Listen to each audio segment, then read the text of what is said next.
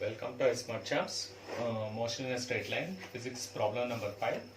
A particle is moving eastwards with a velocity 5 meter second inverse. In 10 seconds, the velocity changes to 5 meter second inverse northwards. The average acceleration in this time is given by, it's option A. See, the eastward movement is 5 I cap, we can take like horizontal, and northward movement is 5 j cap, like this we can take. The resultant velocity is 5 I cap plus 5 j cap, that is the resultant velocity is 5 I cap plus 5 j cap. And the acceleration vector is given by velocity by time, 5 I cap plus 5 j cap whole divided by t. The time is 10 seconds. So A bar is I cap plus j cap by 2, and what they are looking for is mod A bar. Mod A bar is square root of 1 by 2 square plus 1 by 2 square. So that's 1/4 plus 1/4, that's equal to 1 by root 2. Hence our answer, meter second power minus 2. So that resultant vector is showing the northeast direction, hence the direction northeast. So the option A is the correct answer. Yeah, that's all for this video. Thanks for watching the video. Thanks and one and all your support. Thank you very much. Welcome to Smart Champs. Today our topic of discussion is on motion of projectile. Here today I am going to discuss about the motion of projectile with a technique how to solve the projectile motion. So if you follow this technique, the thing is that with one single equation you can solve the projectile motion. That is the idea here. So here what I do is the normal way.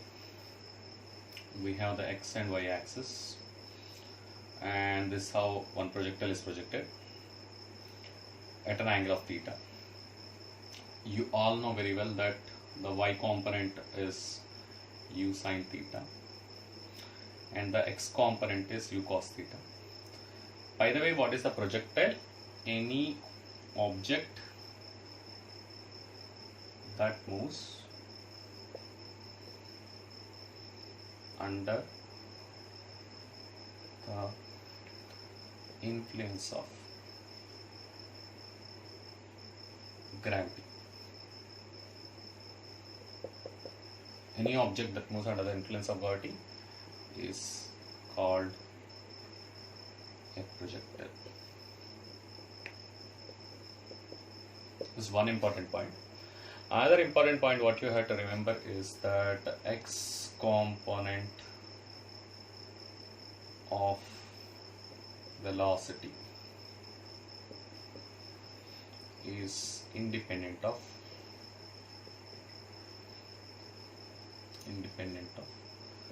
y component of velocity. These are two important points I want you to remember. So the first point is that any object that moves under the influence of gravity is called a projectile. X component of velocity is independent of y component. So these two equations will set up how the projectile motion will be. See, the x component is the horizontal component and the y component is the vertical component. We see that the x component is unaffected by the gravity. It's the y component which is affected by the gravity. So that too in downwards direction. This is the fundamental thing what we have to understand. So let's write, I use only one equation, S equal to ut plus half at square. That is the equation I am going to use. So in the y direction, assume the displacement will be y, and the component of velocity is in y direction is u sin theta. So u sin theta times t minus half gt square.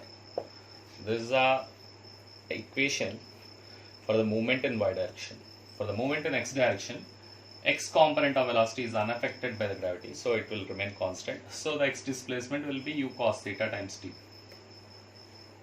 So these are the two equations you have to remember. And again, from the second equation, you can say that T is equal to x by u cos theta. This will plug in over here. And after plugging in over here, we'll show that the path of the projectile is a parabola y. The reason is that for a given velocity of projection and at a given angle of projection, this u cos theta or the u sin theta components will be constant.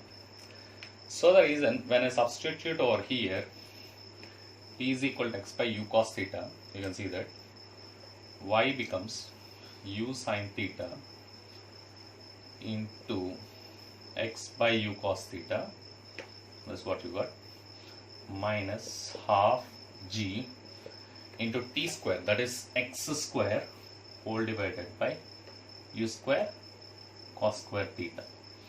That's what you can write, x square divided by u square cos square theta. So here we have this u gets cancelled, that is one thing. So we can see that, so I'll rub this off, you can see that. So you got y is equal to tan theta, that is sin theta by cos theta, tan theta times x, this is the first part, sin theta by cos theta is tan theta times x, that is equal to minus x by u cos theta is what we have substituted. So I get gx square by 2u square cos square theta.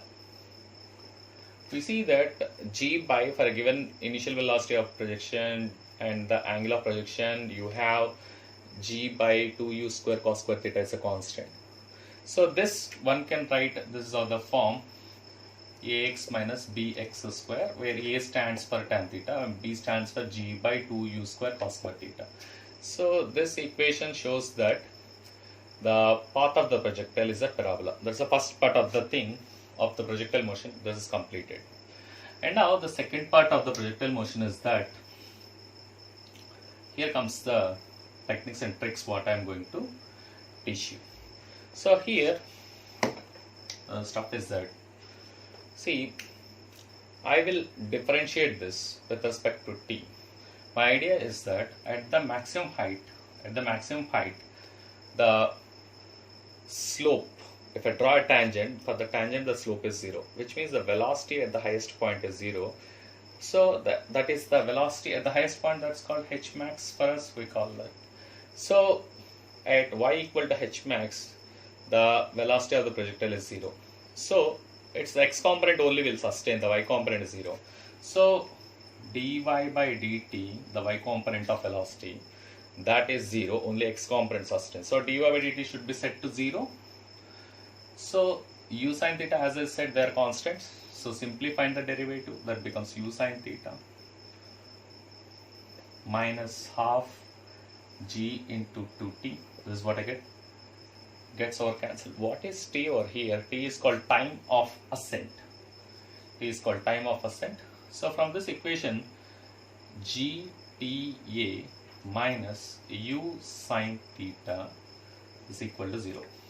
So the time of ascent is given by u sin theta by g. This is my time of ascent. That means the time taken for the projectile from the initial point to the maximum height. That's what is the time of ascent. And it's known that time of ascent equal to time of descent. That means that from the highest point to hit the ground, the time taken from the highest point to hit the ground, that's called time of descent. Both times will be the same. And the combination of time of ascent and time of descent, that's called time of flight, TF. That is double the time of ascent. That is 2u sin theta whole divided by g. We got almost all the things. What you have to do is just substitute the time of ascent over here. When we'll get the time of ascent is that the time of ascent scenario will come only when you have y equal to h max. So when y equal to h max, the time of ascent scenario will come into the picture. So let's see this. So time of ascent is u sin theta by g. That's what I'm going to substitute when y equal to h max. So h becomes u sin theta into time of ascent is u sin theta by g minus half g u square sin square theta divided by g square. Here one g gets cancelled. You can see u square sin square theta by g minus u square sin square theta divided by 2g. So this part is half of this part. H is equal to u square sin square theta whole divided by 2g. We got this with a very easy way. This is what we call it h max.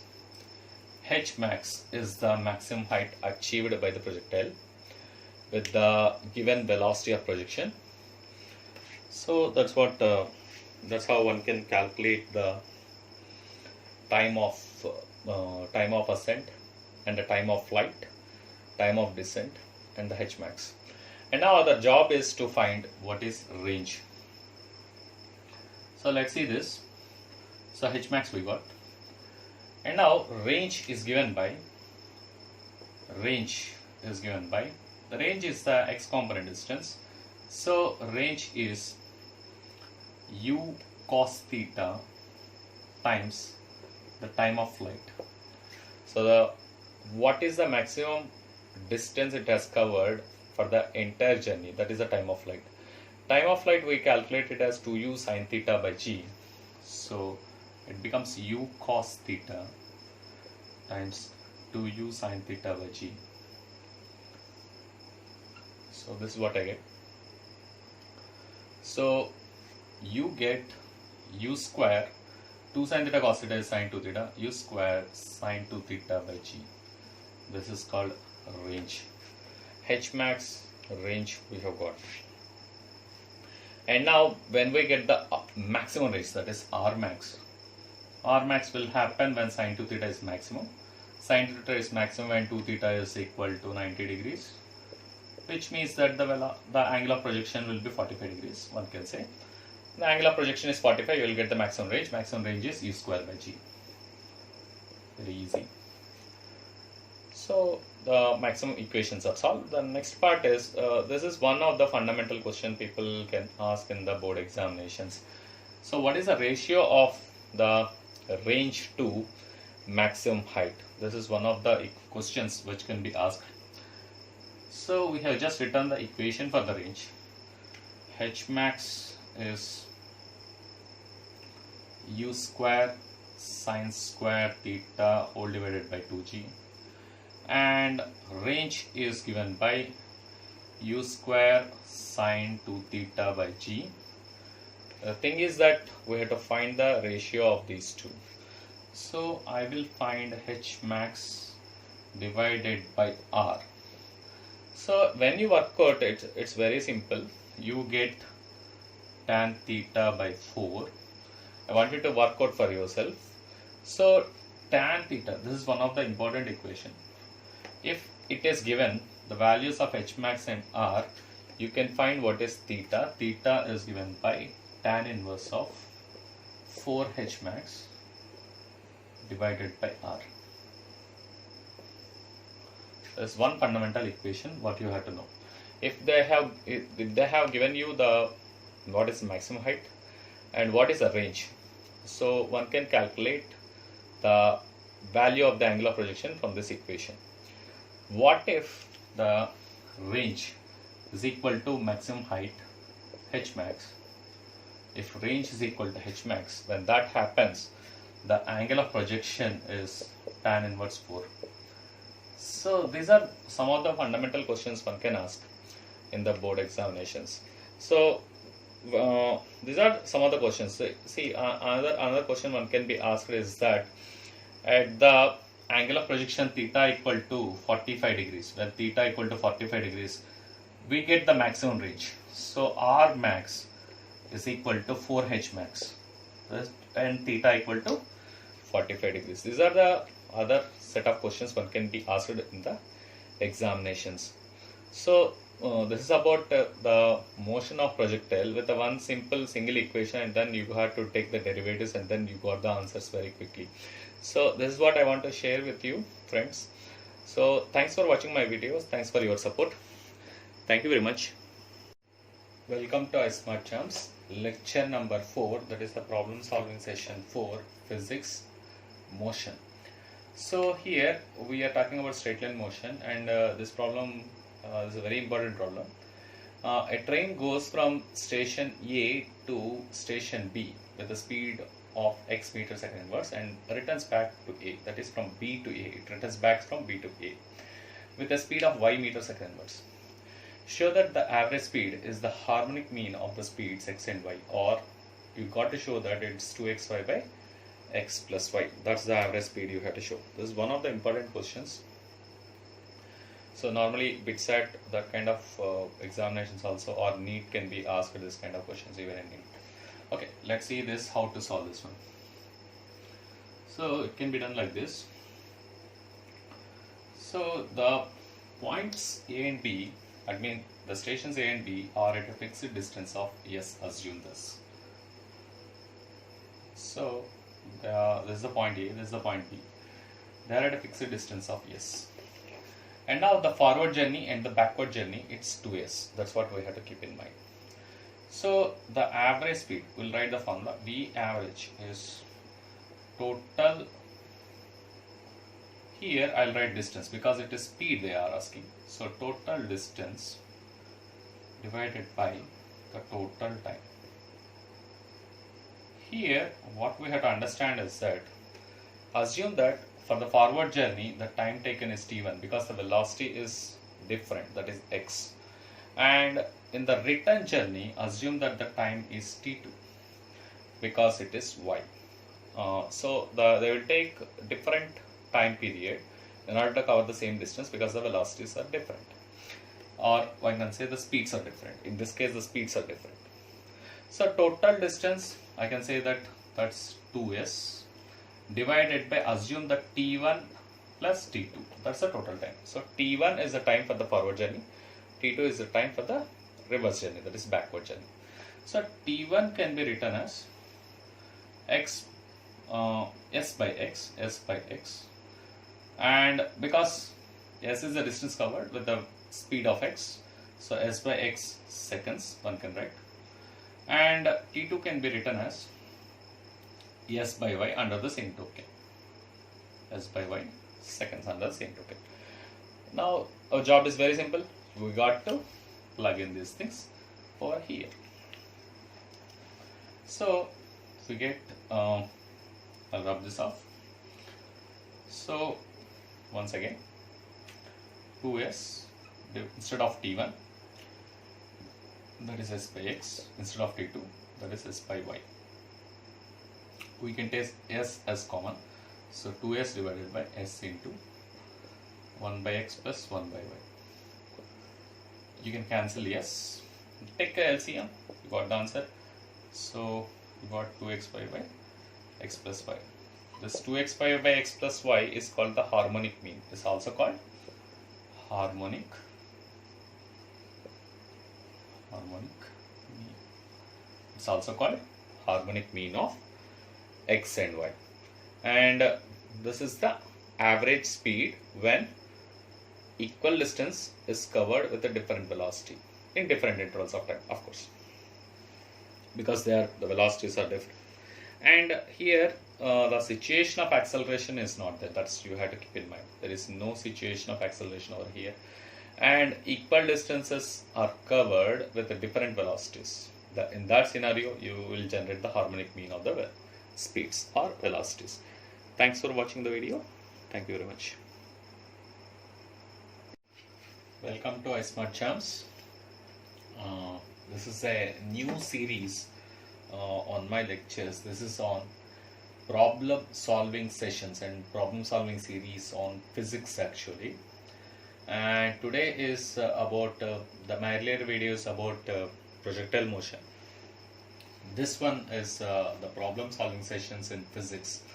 So here is motion I want to discuss. motion, the straight line motion is the thing what I want to do. This is the first problem I'm solving. Okay, before that I want to I had to take the blessings from my gurus, and I salute to the teachers who taught me, and I salute to the people who made me like this, and I am very thankful to some of the whether it is a YouTube video or whether it is the thing what I learned from my friends or whatever it is. So my hearty wishes to them, and I require the blessings from them in order to do a series of this sort. And I am very thankful for all of your support to do lectures of this kind. Okay, thank you very much. And then I sincerely thank the gurus who taught me and made me to this level. Still I am learning. That's a different part. Okay, this is the lecture about I'll solve one problem per lecture in a series, and with a detailed explanation of the problem I'll do. This is what I am planning. So this series is regarding for you it's about understanding how to solve the problems for BITSAT or JEE. Right from the basic level, it's a problem solving is the issue normally the students will face. Theory part students are okay, but the problem solving is the issue what they face. So I'll not waste much of time. I'll go quickly into the problem. So here the problem is about, so my series will concentrate on the problem solving sessions rather than the theory part what is behind it. I recommend the student to go through the theory part first of all, and then go through the problem solving sessions. Anyway, you will get to understand what are the formulas, everything I am using over here in order to solve the problems. Okay, that's fine. Let's get into the problem. A person travels along a straight road for the first half time with a velocity v1 and second half time with a velocity v2. Then the mean velocity is given by, the options are given: v equal to v1 plus v2 by 2, 2 by v is equal to 1 by v1 plus 1 by v2, v equal to square root of v1 v2, v is equal to square root of v2 by v1. All these things can happen, but here the option A is the correct answer. I'll tell you why the option A is the correct answer with the formula. Just note down, and I'm dropping it. So here how the average velocity I have to calculate it. V average velocity is given by net displacement divided by total time.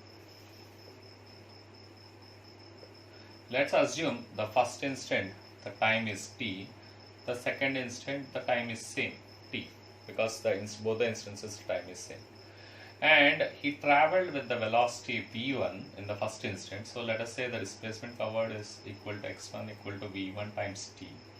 And the second instant x2 is equal to v2 times t, because the velocities are different but the time taken is same. And the total time is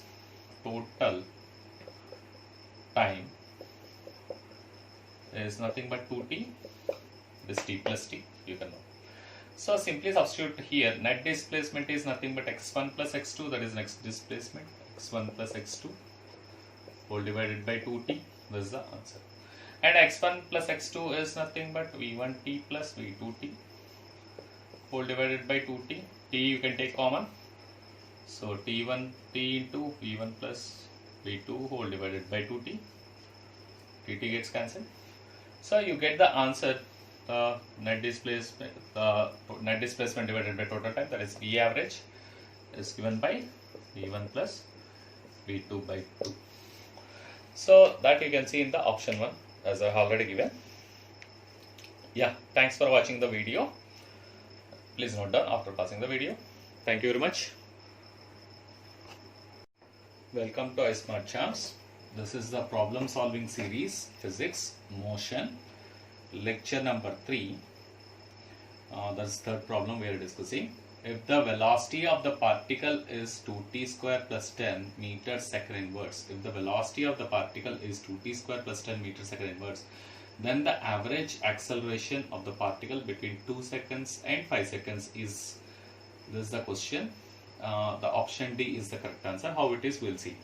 So the average acceleration is given by v5 minus v2 whole divided by 5 minus 2. That's it, very simply.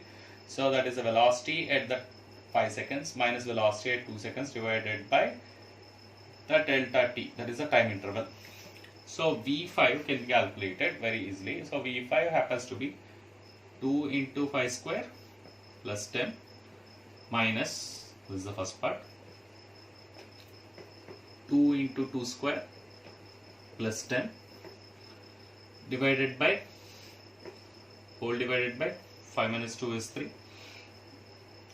You can see the calculation. 10 can be out. 2 into 5 square is 2 into 25, that is 50. So you got here, I'll directly write here once again. So that is 50 minus 2 into 2 square is 8 whole divided by 3. So I got 42 by 3, which is nothing but cancels out to be 14. 14 is the correct answer.